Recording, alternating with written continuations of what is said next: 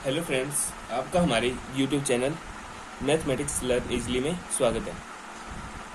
हम cyclic group के ऊपर कुछ थ्योरम कर रहे थे और अपने 9 थ्योरम अभी तक कंप्लीट कर चुके हैं।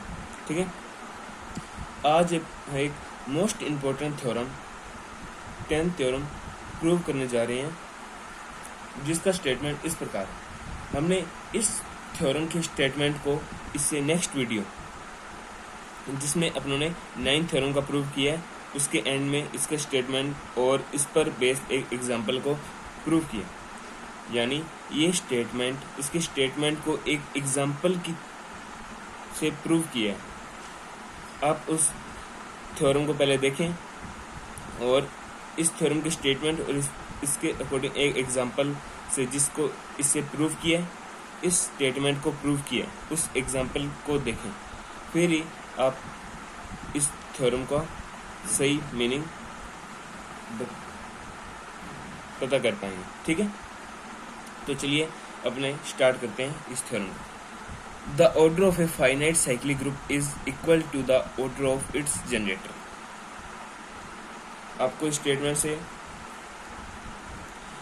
पता चली गया होगा अपने क्या प्रूव करने वाले। एक प्रेमी चक्रीय ग्रुप की कोटि, मतलब अपने पास कोई एक फाइनाइट साइक्लिक ग्रुप है, यानी चक्रीय ग्रुप है, फाइनाइट साइक्लिक ग्रुप है, उसका ऑर्डर है ना फाइनाइट साइक्लिक ग्रुप का ऑर्डर, यानी इस तरह इसको अपने शॉर्ट लैंग्वेज में finite cyclic group, finite cyclic group को मैं जीपी लिखूंगा। ठीक है, सीधा शॉर्ट फॉर्म में फाइनाइट साइक्लिक ग्रुप का ऑर्डर है वो इसके जनरेटर के ऑर्डर के इक्वल होता है। मतलब उस ग्रुप का जो भी जनरेटर होगा उसके ऑर्डर के इक्वल होगा, उसके ऑर्डर के इक्वल होगा। अपने को ये चीज़ प्रूव कर दी है, तो चलिए इसका प्रूफ देखते हैं। इसके प्रूफ में सबसे पहले अपने ये चीज़ अपने को दिया हुआ है भी, अपने को जो सा लेट करना है, ग्रुप लेट करना है ना, वो फाइनाइट होना चाहिए और साइक्लिक होना चाहिए। फाइनाइट यानी परिमित, मतलब उसमें नंबर ऑफ एलिमेंट फाइनाइट होने चाहिए। तो अपने लेट करते हैं, let G be a cyclic group. G एक साइक्लिक ग्रुप है, यानी चक्रीय ग्रुप है। G be a cyclic group और G be a finite cyclic group है। फाइनाइट साइक्लिक ग्रुप जिसका जनरेटेड और जी जनरेटेड किससे है, बाय ए से, मतलब जी ए द्वारा जनित चक्रीय ग्रुप है। इस लाइन की हिंदी क्या होगी, जी ए द्वारा जनित चक्रीय ग्रुप है।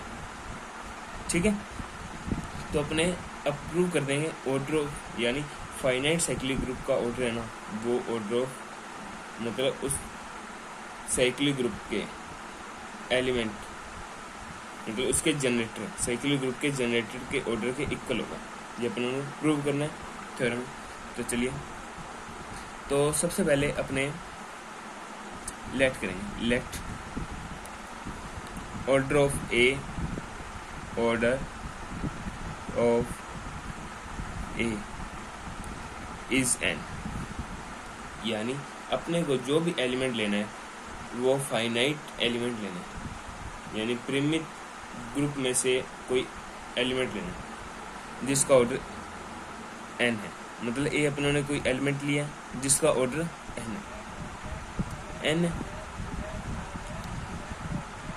है, तो वो फाइनाइट होगा। That is A raise to N equals to E, A raise to N equals to E.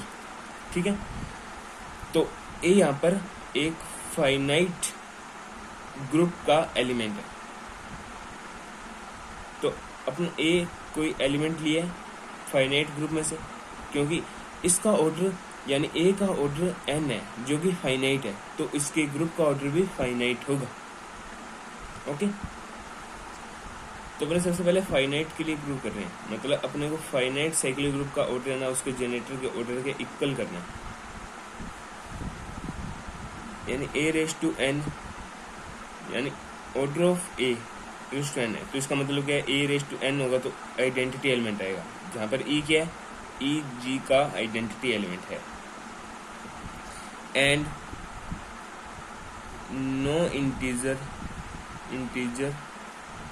Integer are possible और ऐसा possible such that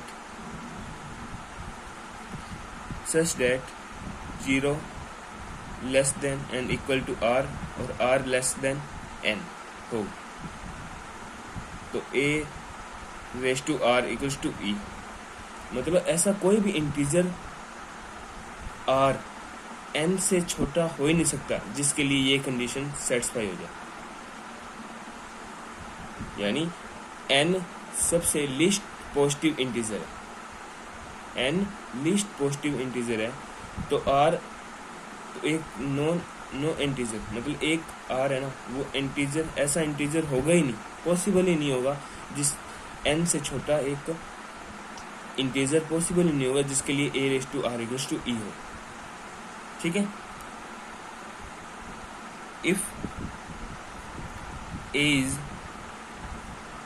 generator of g, a g का जनरेटर है, देन तो a बिलोंग्स टू g होगा, अपने जानते हैं a belongs to g अवश्य ही होगा।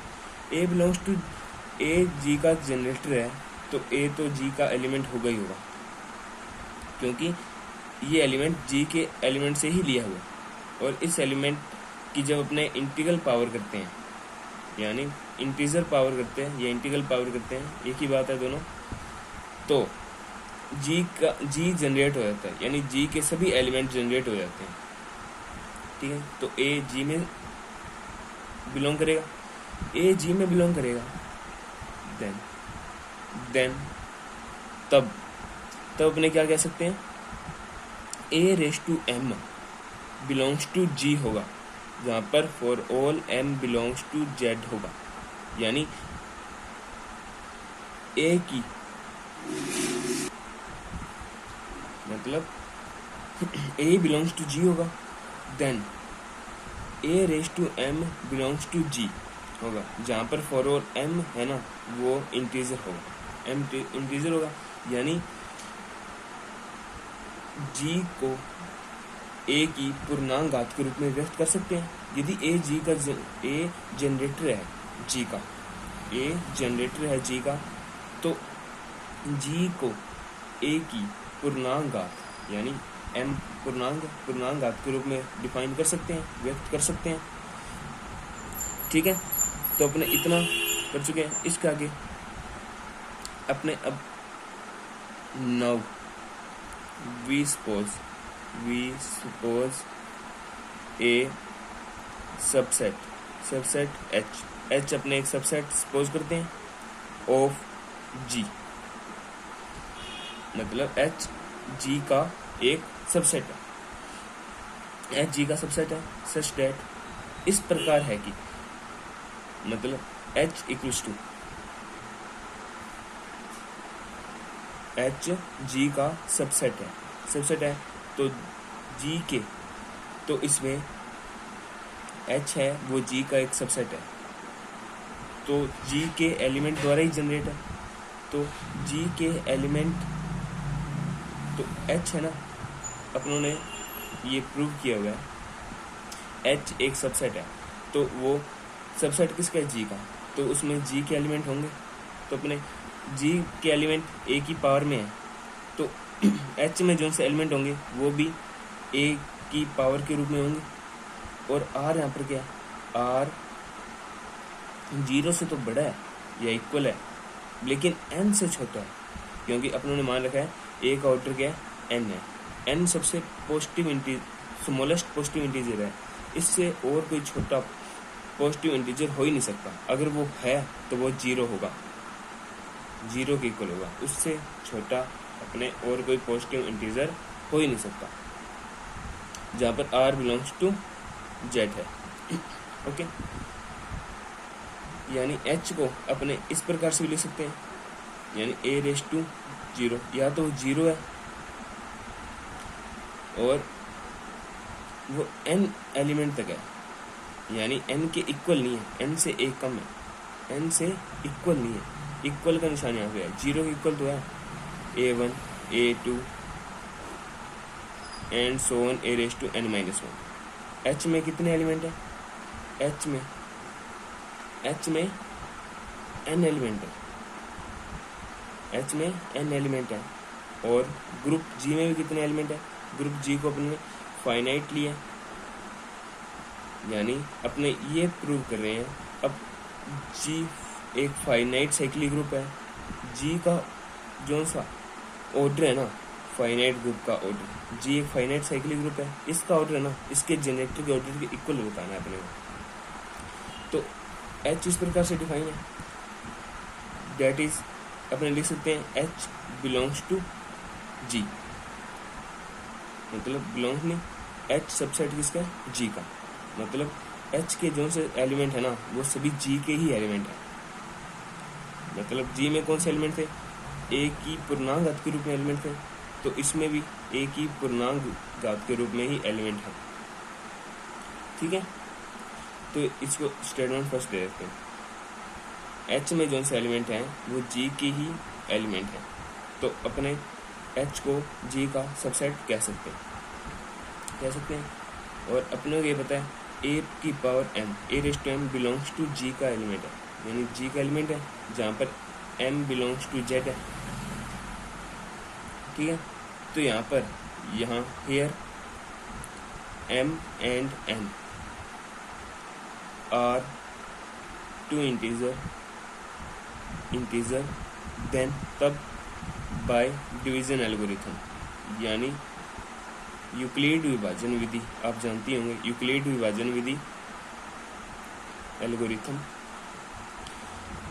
यहाँ m और n दो इंटीजर हैं, जिसके m और n के लिए यूक्लिड विभाजन विधि इस प्रकार होती है।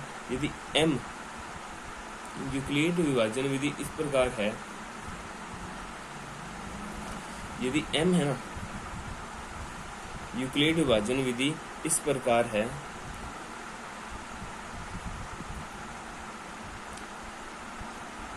m equals to n q plus r, इस प्रकार इसको लिख सकते हैं।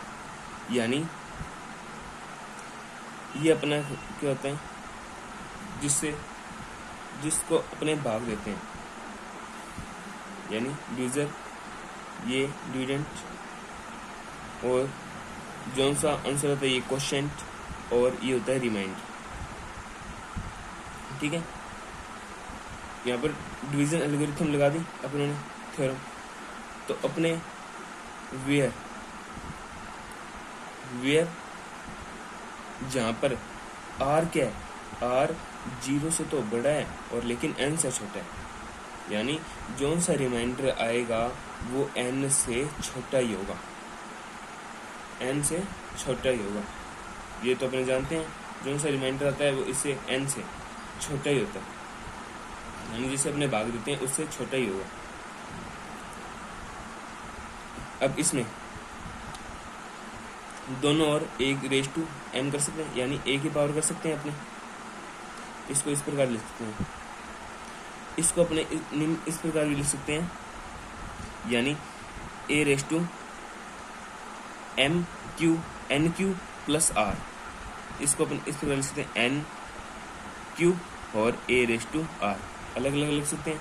और a रेस टू n क्या है, a का ऑर्डर n है, तो a रेस टू n करते हैं तो e आता है। ये अपनों ने प्रूव, ये लेट कर चुके, ये अपनों ने लेट किया हुआ है, a raise to n equals to e होता है, a raise to n equals to e हो गया।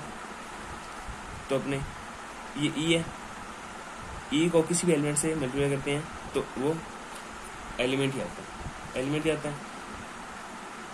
और ये element a raise to r element किसका एलिमेंट है, h का एलिमेंट है, यानी ये h का एलिमेंट आ गया, बिलोंग्स टू h। और ये एलिमेंट इक्वल किसके है, a रेस टू m के, a रेस टू m के इक्वल है, यानी ये h में बिलोंग कर रहा है। तो ये किसका एलिमेंट है, ये अपनों ने लेट किया हुआ है, a रेस टू m है ना, ये g का एलिमेंट है, और ये h में बिलोंग कर गया। a⁻m H में बिलोंग करेगा, यानी यहाँ से अपने ये लिख सकते हैं जैसे G है वो सबसेट हो गया H का, यानी अपने a⁻r को H में लेके चले थे।